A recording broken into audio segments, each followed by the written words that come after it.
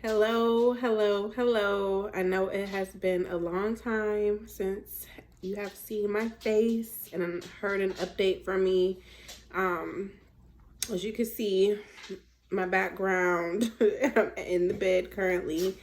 Um, I wanted to start making videos again and putting my updates on YouTube because my whole infertility journey with my son Josiah is there, and I have been going back watching them and just loving that I had the opportunity to document it. Even if some of the videos are not posted on YouTube, I still have videos of like doing transfers and just my symptoms, how I was feeling. And I also have a wonderful subscriber, Miss Living in Hope, that has been asking like, hey, where's an update? And I so appreciate you reaching out, because every time I feel like, hey, I need to record, even if I don't put it on YouTube, she always comments on one of my videos. So I took this as a sign to sit down and give you all a quick update. I'll probably do another part to this video, but I wanted to just put a quick update out on my third transfer that my husband and I did in April of 2022.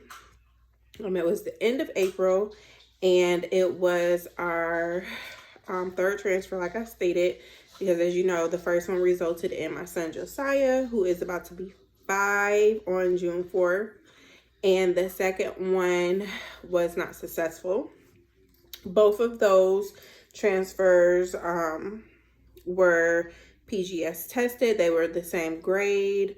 I want to say they were AA, 3AA. I can't remember the grade, but either or, those grades were good. The A quality was good. This third transfer that we did was also PGA tested, and it was our last embryo that we had because we only had 3 PGA tested embryos. I started off with 8, and only 3 came back. Or did I start off with 10? It's been so long since I've like really sat down and looked at my charts, but I may have started off with 10 and you were able to send 8 without paying additional money, and out of those 8, 3 came back normal, and then the other 2, that's exactly what happened. The other 2 we still proceeded to freeze because they were still looking like a good embryo. So I was doing the protocol that my doctor gave me, which was patches instead of the PIO injections that I did with Josiah. And the patches kind of take longer to bring your lining up to the thickness that they want, which is like 8 centimeters. So I remember like my transfer date was pushed back a week just to get your lining up to par. And then, I was doing all the things that I did with him for the procedure, the transfer. So we did the transfer. My HCG came back at a 12.5. Like, it was really low. And I really didn't have any symptoms. I was just tired, and I had a little bit of light brown spotting, but it wasn't like anything too concerning. So of course they want you to repeat your beta in 24 to 48 hours. So I went back and it did double, but it was only 39. So that had already had me a little concerned because I started off higher with Josiah, and they were saying that anything over a 5 is considered positive. So they just kept having me come back. So I went back for a third beta, and it was 72.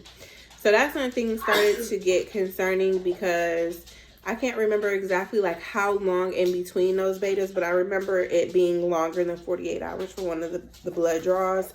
So you would have thought my numbers would have been going up significantly more than they were. So again, come back. 4th beta was 166. And then at that point, they started wanting to do ultrasound.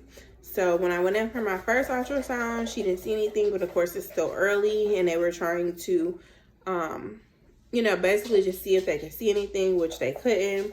So that's when the doctor started being concerned, saying like the betas should be higher than they are, and, you know, just ask me like what my symptoms are, and again, come back again. So I had 5 betas in total for my third transfer, and normally you only do like 2 or 3. So the 5th beta, actually I had 6. The 5th beta came back at 672. So that's when like things were really concerning, because my betas were going up, and again, the only symptoms that I pretty much was having was being tired, and around that time I had like really light brown spotting, but it was considered old blood, so it wasn't concerning to the doctor that I was spotting, but it was concerning that when they did that ultrasound with that 5th beta that they couldn't see anything. For the 4th beta, I'm sorry, the 4th beta. For the 5th beta, they told me to come back in a week and gave me the option to stop all my medicine. So at that point, I was like, well, what if, you know, it's just a late implantation and I don't want to stop the medication? So they gave me that option. I continued to take the medicine and went back in a week, did an ultrasound, and they were able to find a heartbeat. However, the heartbeat was in my fallopian tube. So I had another ectopic pregnancy. This is ectopic pregnancy number 3 for me. The other 2 were natural. I conceived naturally, but this one was as a result of IVF, which is like very rare, although it does happen. I never thought that it would happen to us, because that was the whole point of us doing IVF, is to bypass my fallopian tubes, because if you have any knowledge of my journey, I already had my right tube removed from the second ectopic pregnancy that I had. So I was devastated. Like, this was, you know, supposed to bypass the tube. How did it end up in there?